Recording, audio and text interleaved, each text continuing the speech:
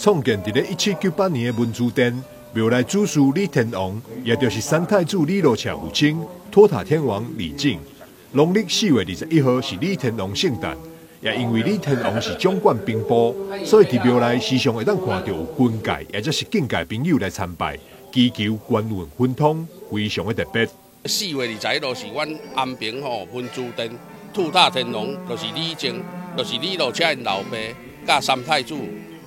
的老爸的祖庙。因为阮这项天王是台湾全省带为一项上早的庙。咱伫迄个西元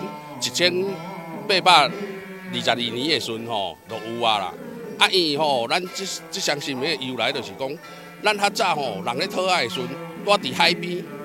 有人指示讲去海边，我捡到阮一项天王爱转来雕金身安尼，所以阮这项文殊殿较来开始来服侍天王安尼。不止李天王独特，庙内反腐千岁嘛真无同。文殊殿的反腐千岁，并不是一般人知影唐朝范成业范千岁，而是宋朝的范仲淹范千岁，是全台独一有二的神尊。咱的反腐甲五王的反腐是无共款的咱的反腐算全省独一有二啦范仲淹上早范仲淹是伫文殊殿伫1798年伫遮开始啦1822年伊招天王过来遮做伙行经啦民国38年。咱反腐请去甲高雄蛤蟆青了后，文殊殿的主神就改由天王，然后迄个高雄蛤蟆青的主神就是反腐千岁，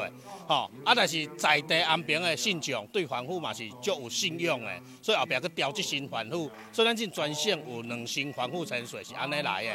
农历4月20日是文殊殿反腐千岁圣诞，庙方伫李天王以及反腐千岁圣诞期间，嘛有举办一系列祝寿活动。8日暗时将举办平安宴，宴请有奖交背景；10号也将举办拔做运景的活动。文殊殿欢迎十方信众做伙前来参拜求好运。